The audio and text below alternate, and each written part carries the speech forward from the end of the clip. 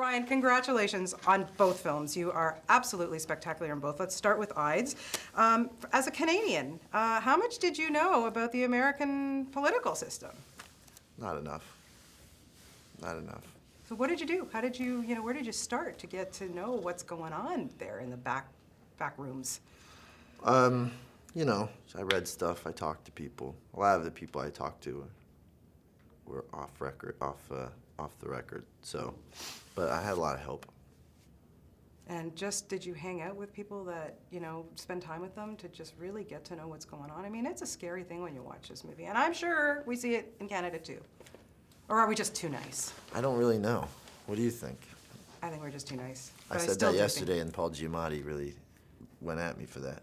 He really thinks that there's a lot of dirty pool being played here in Canada. Yeah. Well, he spent a lot of time here, so Yeah. I think maybe he knows. You think he knows? He knows what's going on. He knows a lot of things.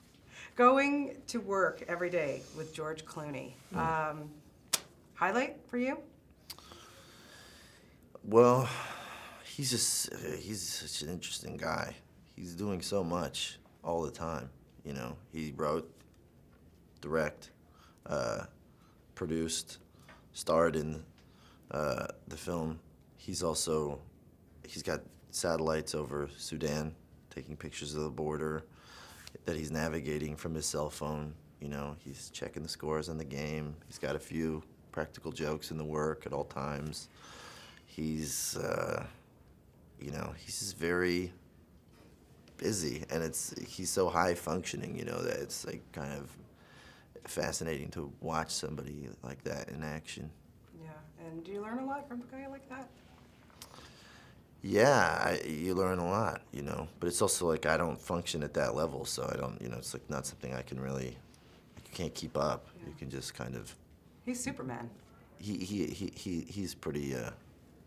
He's a pretty Superman. Yeah, well, you're a pretty Superman too, and I have to say, Drive was really one of my all-time favorites that I've seen. I've seen about 40 films in the last 10 days. So, holy cow! Yeah, and it really is spectacular. And I just want to know, your relationship with the director. Like you guys, I spoke to him this morning, and he said you're like brothers. You're like one. Why did you connect so well with him? I don't know. I just, Well, did he tell you about our bad date? No, please share. Well, the first time I met him was like a really bad date, where there was no chemistry. It was clearly we weren't going to get any action. So I just drove him home, and it was like one of those awkward car rides, we're just like driving, no one's talking, and I just put on the radio, and suddenly REO Speedwagon came on, that song, I Can't Fight This Feeling Anymore. And I was driving, and I heard him crying. And I looked over, he's crying, and then he started singing the song at the top of his lungs. And he said, this is the movie. It's about a guy who drives around listening to music because it's the only way he can feel. And I had secretly been thinking that as well, but that's not in the script. So I thought, well, how is it that me and this person that's wildly different from me are having the same dream? So we share the same dream somehow. I don't know how.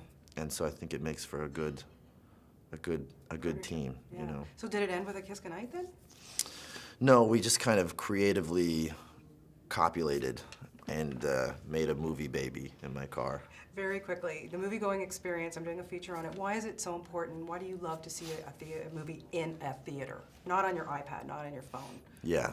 Well, I think that movies can put a spell on you, and I think that that when you're in a theater, you kind of it's like sharing a dream with a bunch of people, And when we made Drive, we specifically made this movie so that you would want to be in the theater to see it. We made it really loud, really, really for the audience. When I first saw Nicolas's film Valhalla Rising, halfway through the movie, the lead character, One Eye, cuts open the stomach of his friend, pulls out his guts, and shows them to him. And the whole audience just flipped out. They started hitting each other, laughing, screaming, getting up and leaving, turning around in their seats. And whether you liked it or not, you were glad you were in a movie theater to see it because you could share it with each other. Yeah. That's the whole thing. You're so fantastic in both films. Thank Best you. of luck to you. And I think it's appalling that Nicolas has not seen The Notebook, and I told him to go out and rent it. I've told him not to go out and rent it, so. I've told him to. Well, Thank you so much.